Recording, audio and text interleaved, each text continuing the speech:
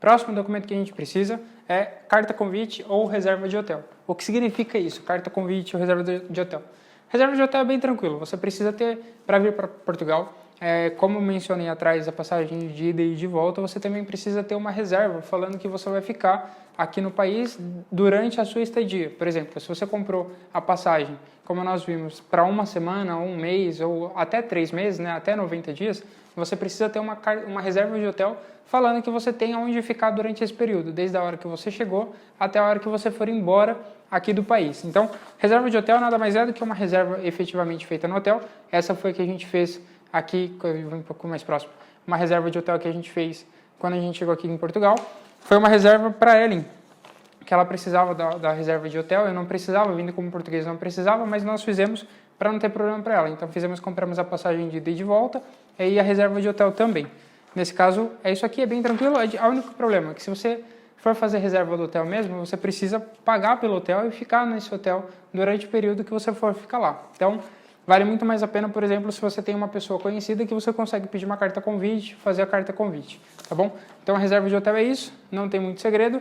Carta convite é um documento assim que nós fizemos para os meus pais quando vieram para cá e para os pais da Ellen também quando vieram para cá, que aqui nada mais fala do que eu me responsabilizo, eu português, moro aqui, me responsabilizo pela estadia deles enquanto eles estiverem aqui. Então, por exemplo, meus pais compraram passagem entre ida e volta de 20 dias. Durante 20 dias, eu fiz uma carta falando que eles chegariam naquela data e que iriam embora naquela data e que teriam onde ficar. Da mesma forma foi com os meus sogros. Então, fiz a entrada e a saída naquela data e o período que eles iriam ficar. Essa carta convite, ela tem que ser feita, ela pode ser redigida, não tem problema nenhum. Tem que ser assinada por você presencialmente no notariado. Na verdade, é um cartório, como se fosse um cartório notarial. Você assina lá na hora, ela pega e faz como se fosse uma prensa nos papéis aqui, coloca um carimbo, que é de fato falar que está funcional e que está dando tudo certo. Basicamente é isso.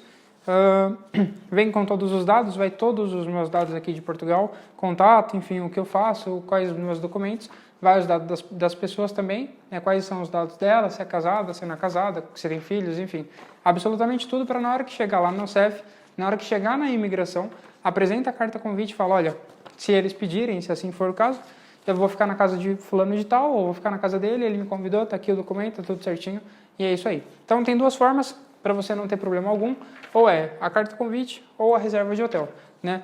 Tem que ter essas duas opções, qualquer uma das duas é válida, não tem problema. Tem que ter uma ou outra. Você não consegue, por exemplo, vir sem uma dessas duas. Se por um acaso pararem você na imigração para te fazerem alguma pergunta, pedir alguns documentos, falar onde você vai ficar, se você não tiver isso, isso pode complicar um pouquinho você, tá bom? Então, carta de convite ou reserva de hotel é importantíssimo. É isso aí, vamos para o próximo vídeo.